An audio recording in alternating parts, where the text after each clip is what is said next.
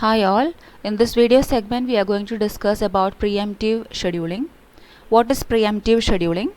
Preemptive scheduling means the CPU can temporarily suspend a process and it can switch to another process for execution, and the selection of processes from the ready queue will be based upon the scheduling algorithm. So here preemptive scheduling are of three types: preemptive shortest job first scheduling or SJF scheduling, then shortest remaining time, it is also called as SRT algorithm. Second one is round robin scheduling, and third scheduling is priority based scheduling. So these are the three scheduling algorithms in preemptive scheduling.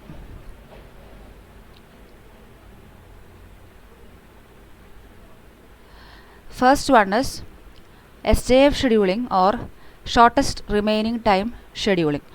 In non-preemptive scheduling also we have seen this same shortest job first scheduling, but there is a difference. In non-preemptive SJF, once a process starts its execution, it is allowed to complete its execution.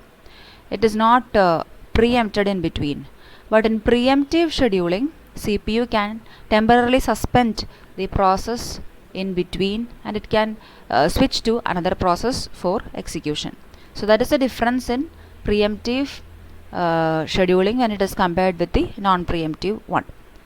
So let us look at an example.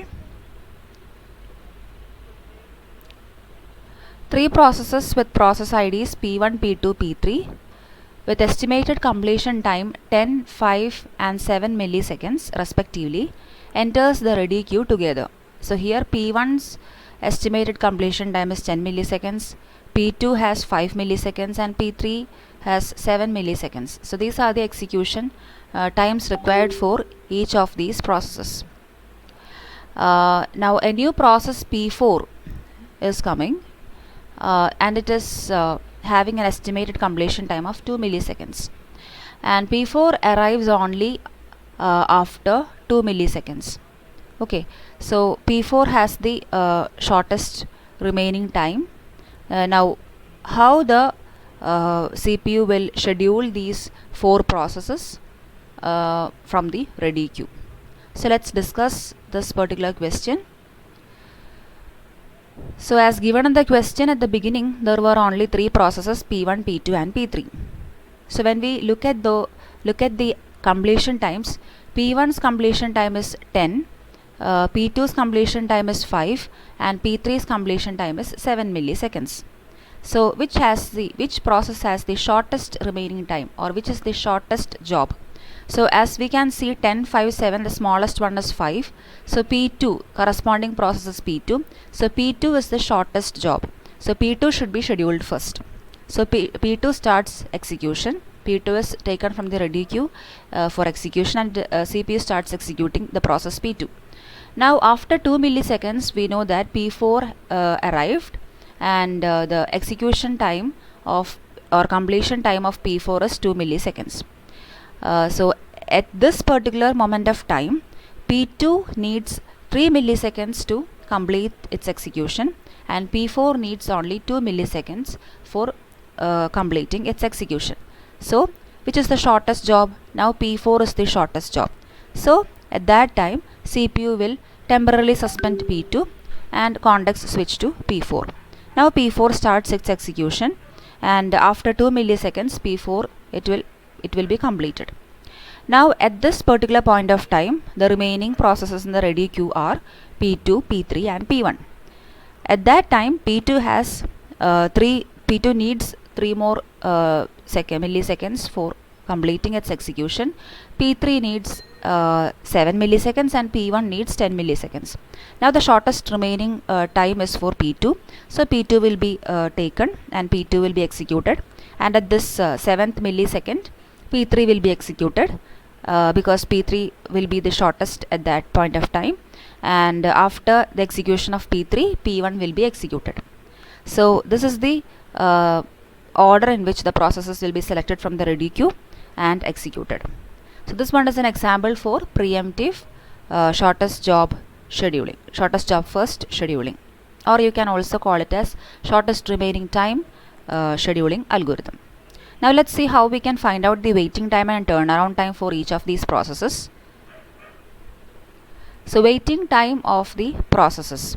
So here waiting time for P2, that is equal to 0 milliseconds plus 2 milliseconds. So how did we get this 2 milliseconds? So here P2, in the beginning P2 was scheduled first, so its waiting time was 0. But when P4 came, P4 was given the chance to execute, so P2 had to wait for 2 milliseconds. So 0 plus 2, that is 2 milliseconds, is the waiting time for P2. Now P4, the waiting time of P4 is 0 because P4 arrived only at the second millisecond.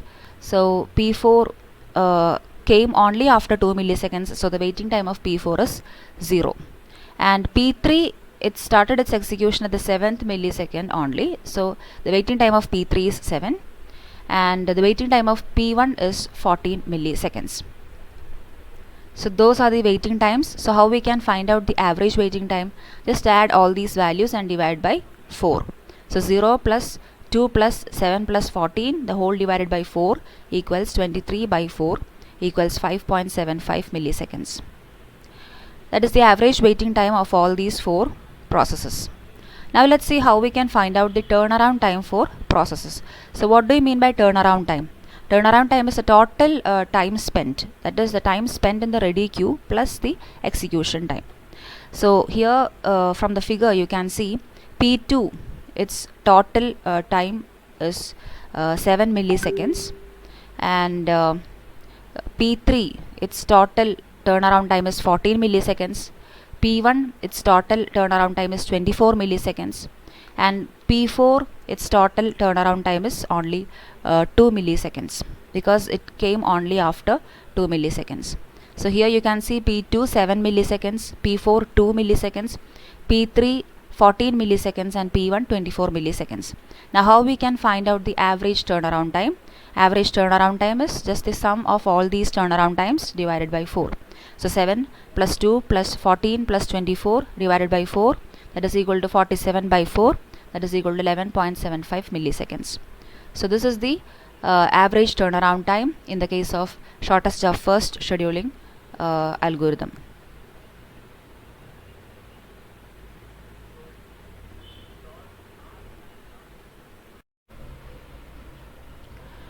Round robin scheduling algorithm.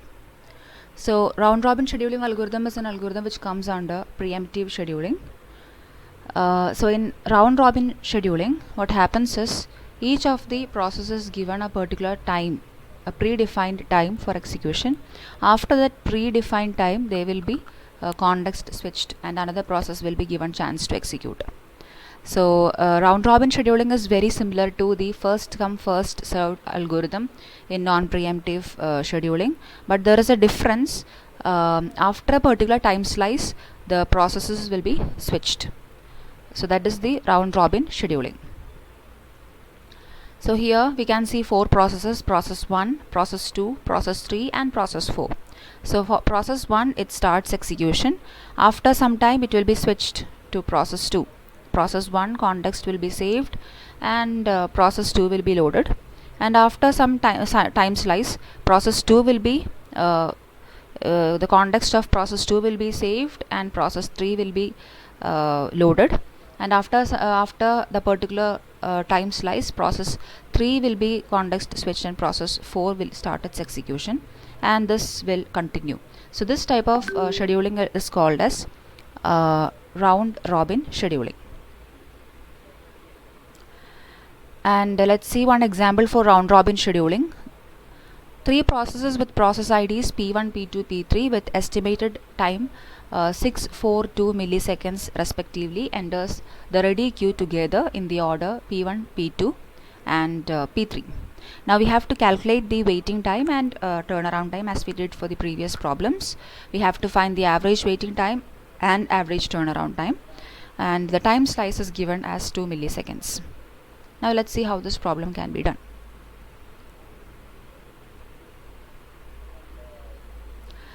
So here we know that the processes P1, P2 and P3, these are the three processes, and we know the time they need for execution, 642 milliseconds. P1 needs 6 milliseconds, P2 needs 4 milliseconds and P3 needs 2 milliseconds, and the time slice is 2 milliseconds. So P1 will be scheduled first, and it will be allowed to execute for the first 2 milliseconds. After the time slice, P2 will be executed for 2 milliseconds. So P2's execution time is 4 milliseconds, and after 2 milliseconds P3 will start its execution. So as given in the question, P3 needs only 2 milliseconds for completing its execution. So here P3 will complete its execution. Now P1 has to complete its execution because only 2 milliseconds is given to P1 earlier. So P1 is loaded, and for 2 milliseconds P1 is allowed to execute, and after that the next one, P2, is allowed to execute. Now the execution time for P2 is only 4 milliseconds. So here P2 is completed, and afterwards P1 is again loaded, and P1 completes its execution. So in round robin scheduling, a particular time slice will be there. In this question, time slice is 2 milliseconds. So each of these processes, when they are loaded to the loaded for execution, each of these processes will be allowed to execute for only 2 milliseconds. After 2 milliseconds they will be switched. So this is the round robin scheduling algorithm. Now let's see how the waiting time and turnaround time are calculated. So first one is waiting time. So here the waiting time of P1, how much time P1 waits in the ready queue. So in the beginning P1 has 0 as the waiting time because P1 is scheduled first, and after 2 milliseconds P1 is again in the ready queue. So P1 waits for another 4 milliseconds, and after this 8th millisecond P1 again is in the ready queue for 2 milliseconds. So here when we find out the waiting time of P1, we have to consider all these waiting times. So 0 plus 6 minus 2 plus 10 minus 8, or 0 plus 4 plus 2, that is 6 milliseconds. Now the same procedure can be applied for P2 and P3, and the waiting time for P2 is 2 and plus 8 minus 4. So 8 minus 4, 2 plus 4 is equal to 6 milliseconds, and waiting time for P3 is 4 milliseconds. So these are the waiting times of P1, P2 and P3. When you are finding out the average time, just add all these three values and divide by 3.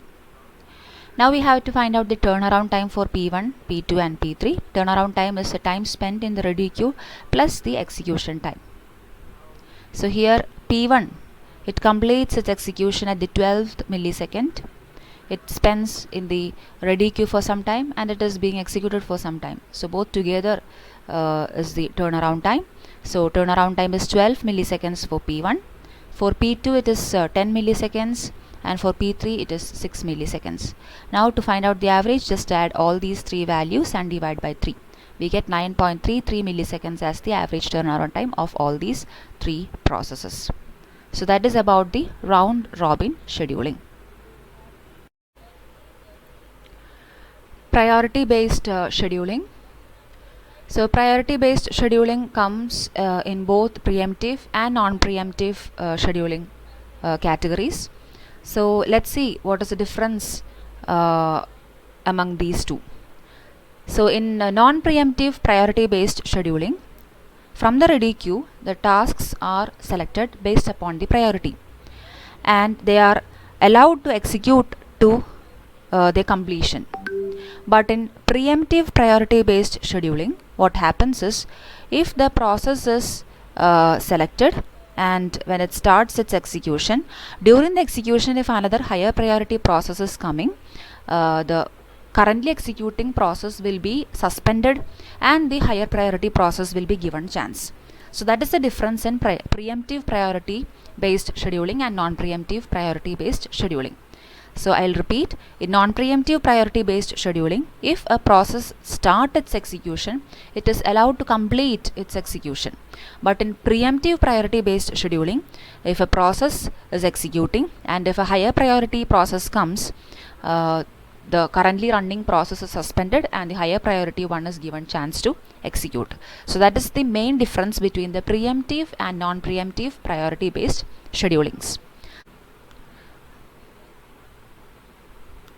Now let's see an example for the priority-based preemptive scheduling. Three processes with process IDs P1, P2 and P3 with estimated completion times 10, 5 and 7 milliseconds arrive, and the priorities are given as 1, 3, 2. So P1 priority is 1, P2 has priority 3 and P3 has priority 2. So it is obvious that 0 has the higher priority and 3 has the lowest priority. So P1 is the highest priority among these three, P3 has the second priority and P2 has the third priority.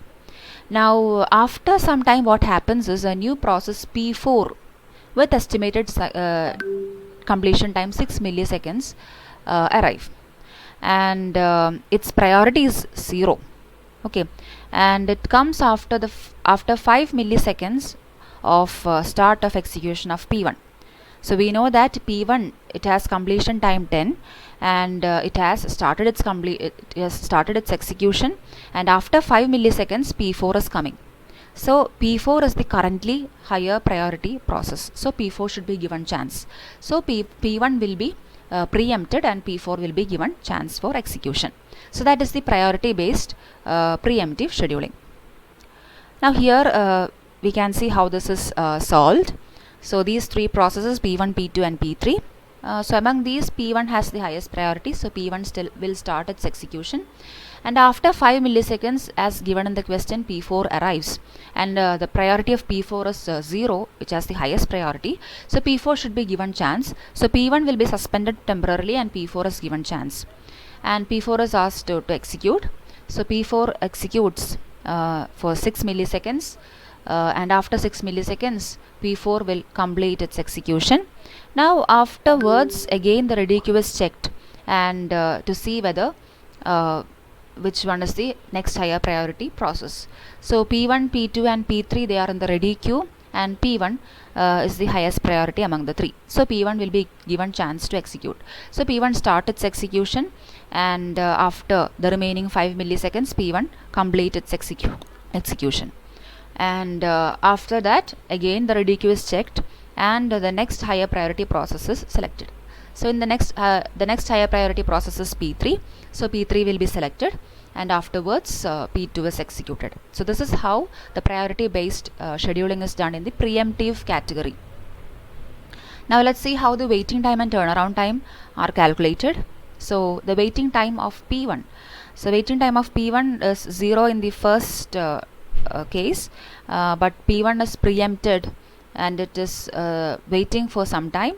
So 0 plus 11 minus 5, 6 milliseconds it is waiting in the ready queue. So 0 plus 6, it is equal to 6 milliseconds. And waiting time for P4 arrives in the 5th millisecond and P4 is readily executed. So there is no waiting time for P4. P4's waiting time is 0 milliseconds. And P3 is waiting in the ready queue until the 16th millisecond. So waiting time of P3 is 16 milliseconds. And P2 it waits for 23 milliseconds. So waiting time for P2 is 23 milliseconds. Now how we will find the average waiting time? Average waiting time can be calculated by adding all these 4 values and dividing the sum by 4. So 45 by 4 we will get 11.25 milliseconds. Next we will find out the turnaround time. Turnaround time is the total time spent in ready queue plus the execution time. So here P1 it completes its execution at 16th millisecond. So 16 is the turnaround time for P1. P2 completes its execution at 28th millisecond. So 28 milliseconds is the turnaround time for P2.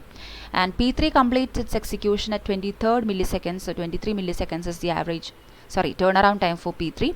And P4 it completes its execution at 11 millisecond, but it arrived only at the 5th millisecond. So its turnaround time is just 11 minus 5, 6.